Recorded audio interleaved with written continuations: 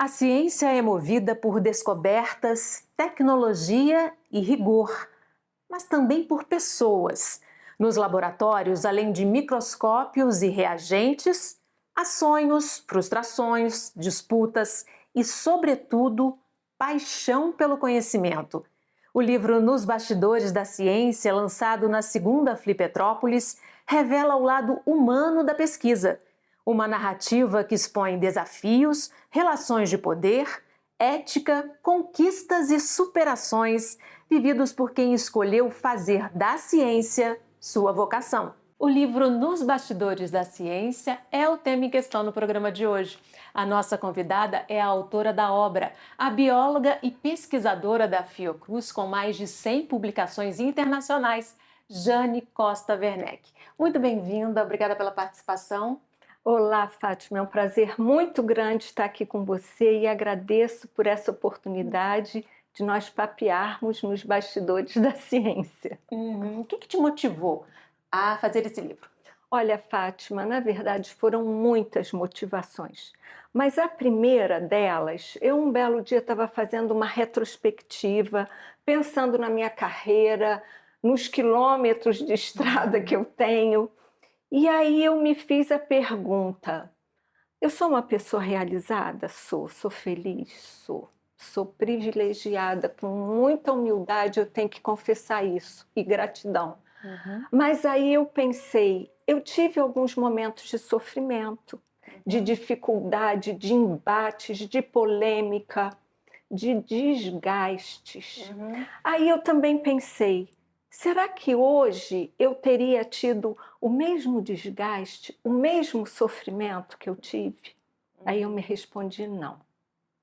Aí eu falei, então, essas histórias têm que ser compartilhadas, porque muitas pessoas estão começando suas carreiras, seus estudos, e eu acho que o conhecimento dessas histórias vai, vamos dizer assim, facilitar o caminho desses jovens e amenizar muitas polêmicas, muitas inseguranças e até mesmo sofrimentos. Então esse foi a principal linha que me levou a escrever o livro.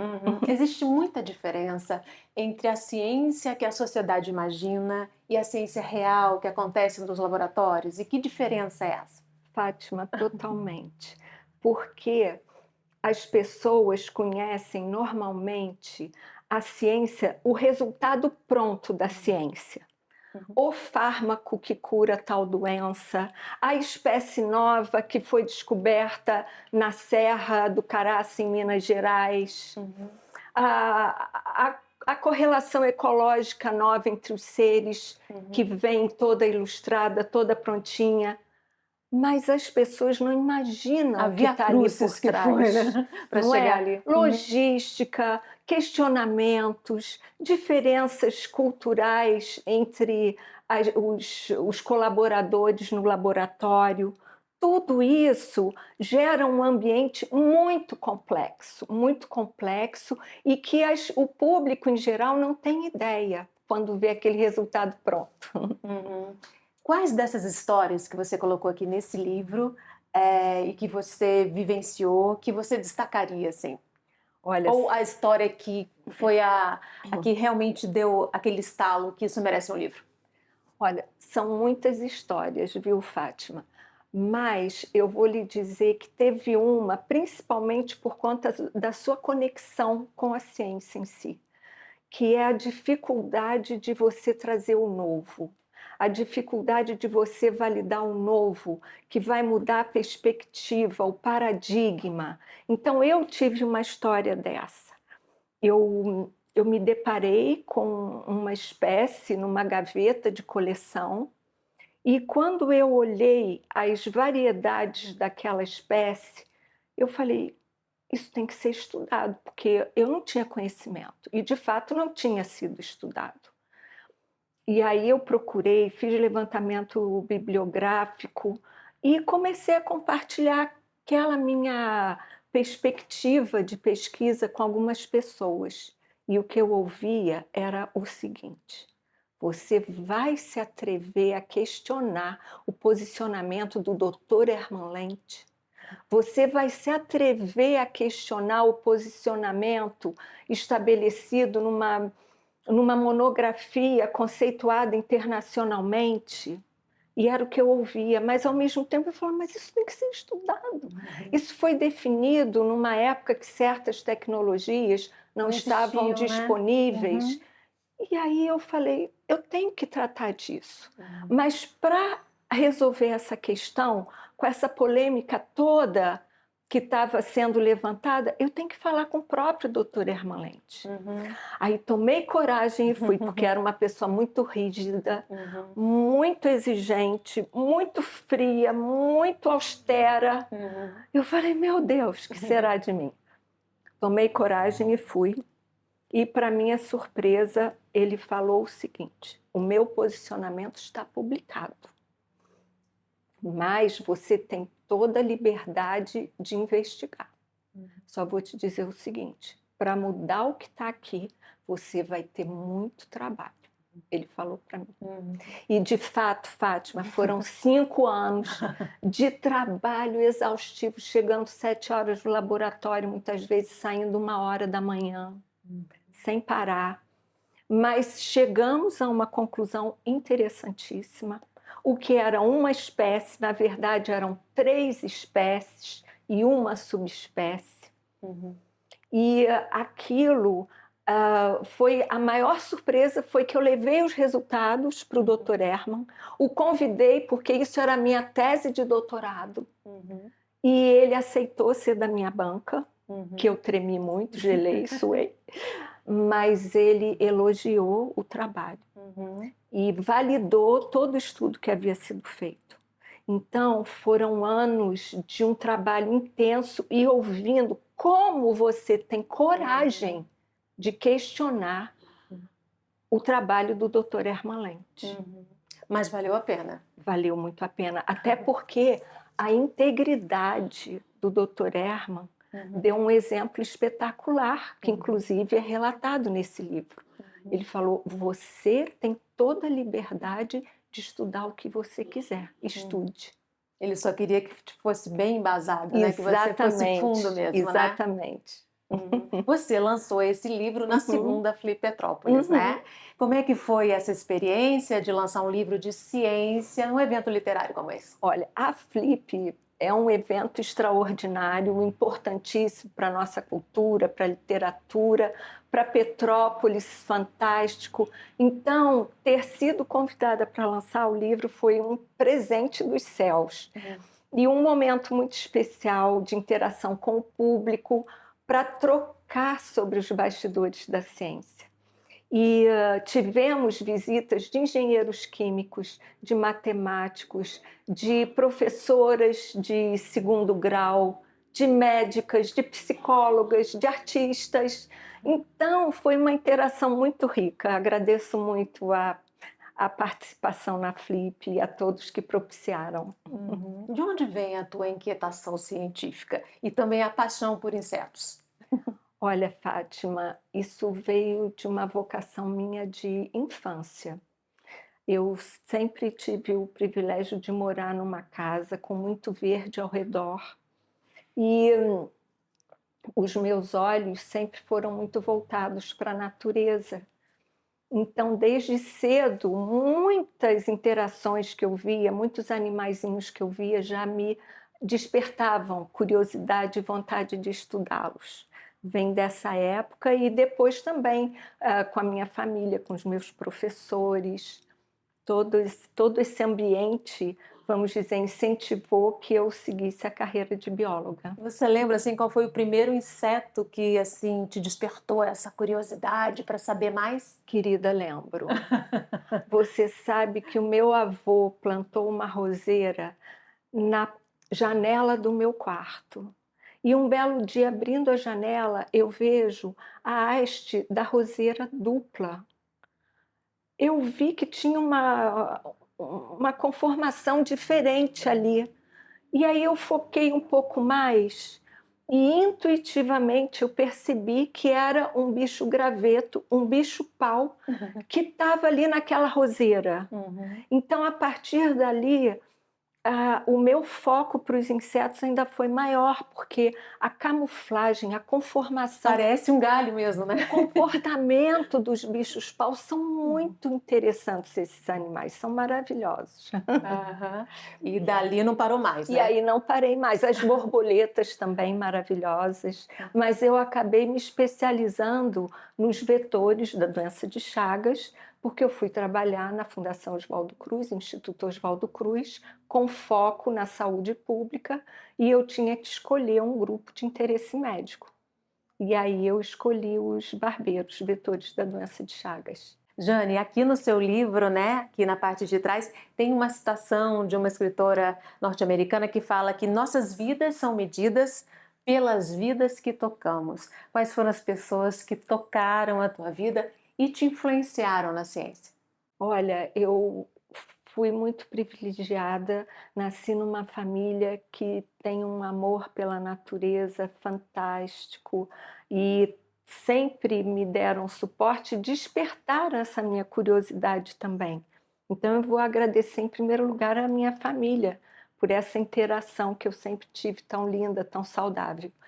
Depois os meus professores, tanto no Colégio Werneck, que foi um colégio assim fabuloso que eu agradeço muito, e na faculdade, professores que eu tive, inclusive o Dr. Herman Lente, que eu fui aluna dele, Uhum. o Hugo de Souza Lopes, todos com exemplos, com competências espetaculares voltadas para a ciência. Exemplos maravilhosos que eu tive. Uhum.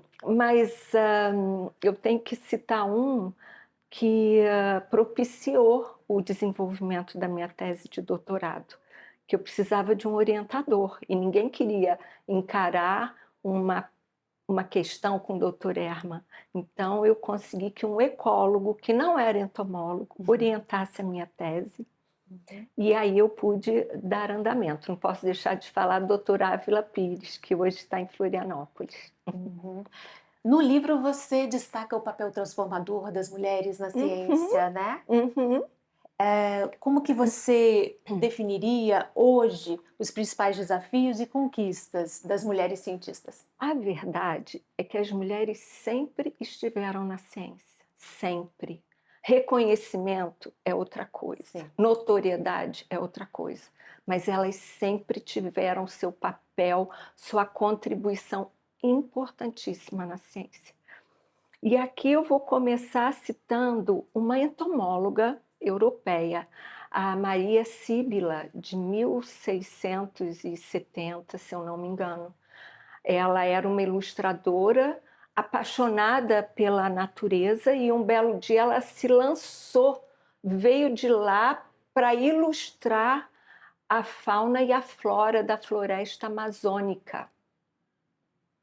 Fez trabalhos belíssimos, inclusive muito do que se sabe da metamorfose daquela época foi graças a ela, porque até então o que estava assim em voga era a geração espontânea. E ela que mostrou de onde vinham as borboletas, como viviam as lagartas, porque achavam que as lagartas brotavam espontaneamente dentro dos repolhos. Assim como, na época, achavam que os bichos-pau eram transformação de um graveto. Isso era a mentalidade da época. Uhum. E a Maria Sibila Merian, ela conseguiu trazer muito conhecimento sobre sobre a ciência natural, sobre a fauna e a flora da Amazônia. E vocês abram o Google e coloquem Maria Sibila Merian, que vocês vão ficar embevecidos com a arte dela, que ela era ilustradora, mas com alma de cientista. Então ela juntava todo o detalhamento científico com a arte. E tem painéis lindíssimos que têm que ser apreciados, só para vocês terem uma ideia. A nossa Imperatriz Leopoldina, ela era uma bióloga. Ela fez muitas contribuições para a fauna e para a flora da Mata Atlântica aqui nos arredores da nossa cidade. Propiciou a vinda de naturalistas famosos europeus para estudar aqui. Então, também temos que agradecer à Imperatriz Leopoldina, que pouco se sabe que ela era uma naturalista muito empenhada. E hoje em dia, as mulheres estão com seu protagonismo muito definido na ciência, e cada vez mais.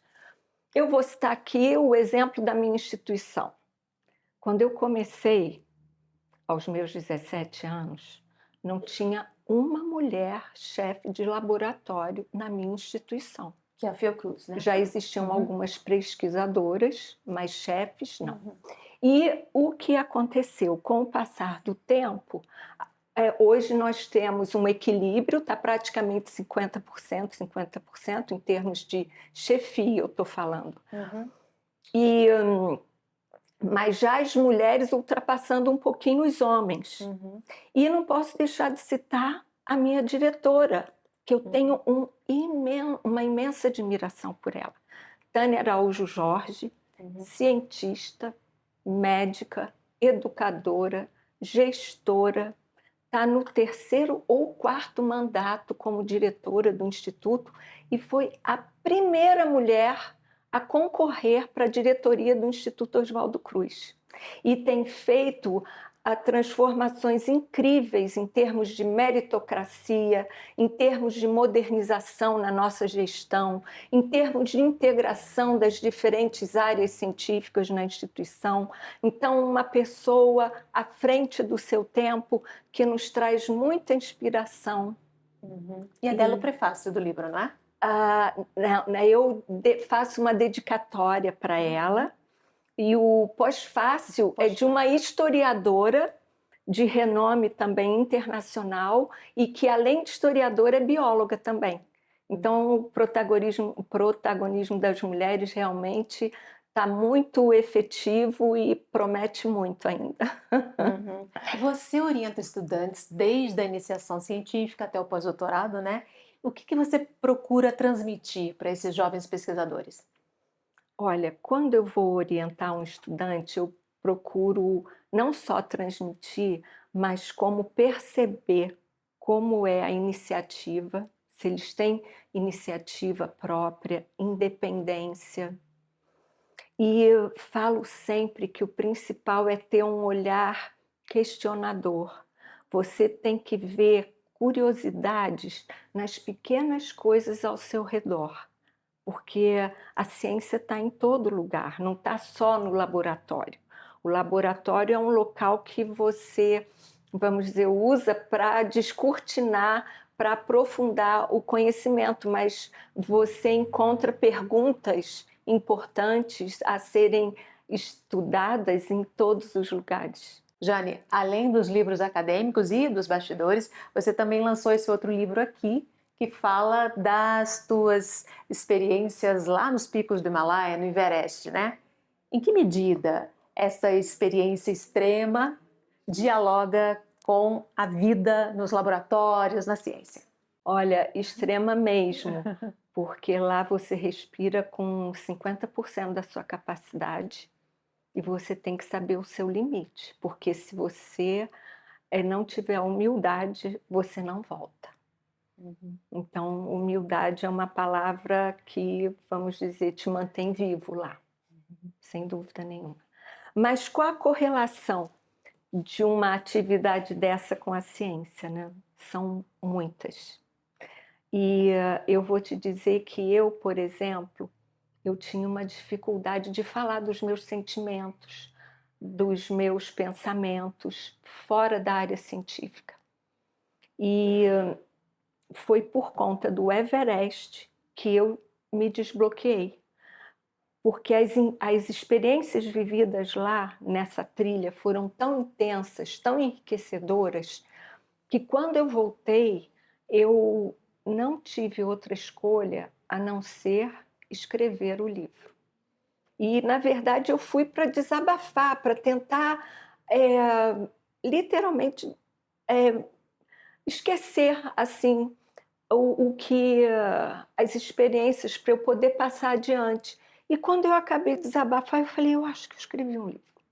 Aí mandei para uma conhecida minha, jornalista, e ela confirmou: "Você tem um livro, você deve publicar". Uhum. E, de fato, quando você se propõe a fazer montanhismo, você tem que estar disposto a vencer desafios, você tem que definir o seu objetivo, onde você quer chegar, você tem que estudar a maneira como você vai chegar lá. E tudo isso tem a ver com a ciência, com a metodologia científica, com a definição de objetivos, com disciplina, com humildade para você Não tem improviso no não Everest, tem, né? não tem, não tem.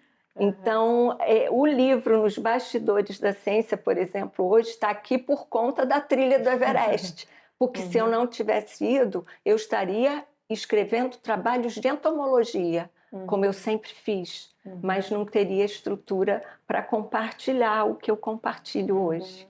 E em que sentido essas experiências de laboratório conversam com profissionais de outras áreas? Por exemplo, esse livro, o que ele traz para profissionais de outras áreas? Olha, isso é bastante interessante, que apesar dos conhecimentos aqui, as conversas, né, as experiências aqui passadas terem ocorrido principalmente nos laboratórios de ciência, é importante saber que só o conhecimento técnico nas diferentes profissões não basta. Você vai fazer engenharia, o seu primeiro embasamento é o conhecimento técnico. A medicina, a mesma coisa. Psicologia, seja o que for, é o conhecimento técnico. Mas não é só isso. Uhum. E o que não é só isso interessa a todas as áreas, porque são as relações humanas, as relações interpessoais, os seus obstáculos, os seus próprios questionamentos, que são comuns a todas as áreas. Uhum. E foi muito interessante que você falou na Flip, e nós tivemos realmente pessoas de várias áreas se aproximando para entender esses bastidores, não só da parte de ciências. Uhum. A gente vive hoje um tempo de negacionismo científico, né? Desinformação. O livro pode ser também uma ponte para aproximar as pessoas desse mundo da ciência, desse universo? Sem dúvida, Fátima, porque como nós falamos, o público em geral tem o resultado pronto, né, das várias áreas da ciência, mas não tem esse lado humano.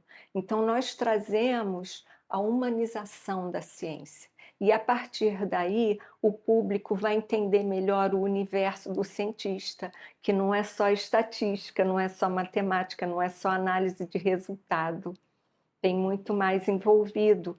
E a ciência mesmo vai mudando de tempos em tempos, vai trazendo novidades, novos desafios. Uhum. E é isso que nós trazemos, essa humanização da ciência para o público. Uhum. Para encerrar, que mensagem você deixa para aquelas pessoas que estão começando esse caminho na ciência e que muitas vezes enfrentam muitas dificuldades e até pensam em desistir? Olha, eu diria que coragem de abraçar a própria vocação. Porque quando você abraça a própria vocação, você vai se alinhar não com um trabalho, você vai se alinhar com uma missão, que você vai se desenvolver muito, que você vai abrir seus próprios caminhos e que você vai viver uma vida plena com realizações e se sentindo também realizada. Então, eu acho que o principal passo é coragem para abraçar a própria vocação. E uma coisa que eu estou percebendo hoje, que eu acho muito importante, é dedicar tempo para boas leituras, porque estamos vendo que a própria tecnologia, se por um lado facilita, agiliza, abre horizontes, ela pode também gerar muita acomodação, Muita e superficialidade, né? superficialidade e até involução cerebral. A leitura vai ser sempre imprescindível. Você só vai fazer valer a sua ideia, o seu resultado, se você colocar em palavras precisas, detalhadas e corretas a sua ideia, o seu objetivo, o seu projeto, o seu resultado. A leitura gera aprofundamento, né? Exatamente. E desenvolvimento contínuo. Tá certo. Infelizmente, nosso tempo terminou. Agradeço muitíssimo sua participação, Jane. Eu que agradeço, Fátima, foi um prazer estar aqui na Fase com você e trocando essas ideias e que venham muitos outros papos pela frente. E a gente tem um encontro marcado no próximo Em Questão. Espero você. Até lá.